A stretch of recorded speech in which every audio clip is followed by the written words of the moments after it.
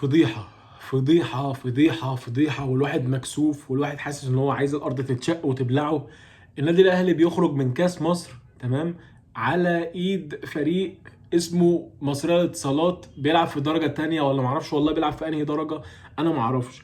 يعني عندك الاهلي انت متقدم في الشوط الاول 1-0، كان ممكن عادي جدا تضاعف النتيجة.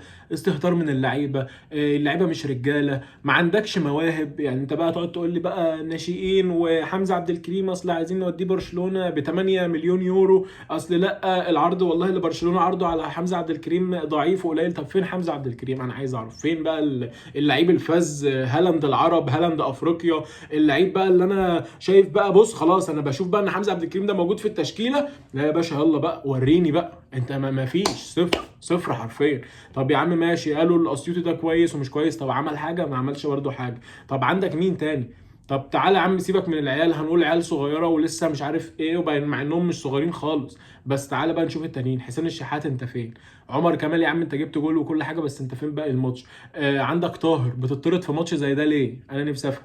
عندك ياسين مرعي، انت فين؟ عندك سيحه، ايه؟ مفيش اي تصدي خالص كده، مفيش اي حاجه خالص. طب ايه يا جدعان؟ انا المفروض طيب اتعشم في مين؟ فين كوكا؟ ايه يا كوكا؟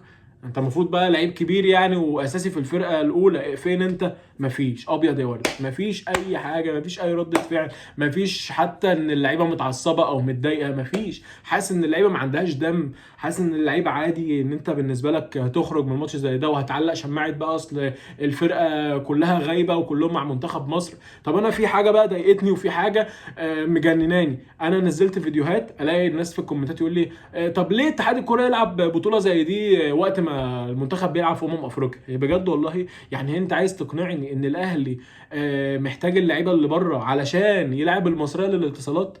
يا جدع انت، ده الماتش ده والله العظيم انا ما كنت بتفرج على الشوط الاول، انا والله الشوط الاول ما كنت بتفرج عليه وما كنتش مديله اهميه. ماتش عادي يعني، ماتش عادي، وعارف ان الاهلي هيكسب له 2 3 ولا حاجه، وماتش في الادوار التمهيديه بالنسبه لي في كاس مصر يعني عادي يا باشا، هتصعد كده كده. انما المنظر ده يا جدعان دي فضيحه، دي فضيحه يا جدعان وحاجه مش طبيعيه.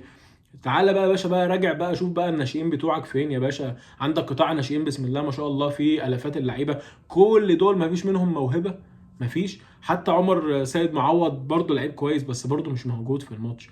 يعني قول لي كده واحد كان عليه القيمه كده بيلعب، ان انت تقول ايه عليه القيمه في كموهبه يعني، كان بيلعب الماتش النهارده؟ مين؟ مفيش. كلها بس ايه، كلام وعروض احتراف مش عارف فين، وانما فعل في الملعب لا مفيش. يعني كارثه. وخلاص بقى لو مثلا حمزه عبد الكريم ده خايف على نفسه عشان عايز يسافر ولا حاجه، خلاص ما يلعبش. لو اللعيب شايف ان جاي له عرض وكده كده هيمشي من الفرقه، ما تلعبش يا عم معانا كاس مصر وما تلعبش معانا كاس عاصمه مصر. امتنع عن التدريب يا عم واخلع وخلاص، انما ما تحرقش دمنا احنا.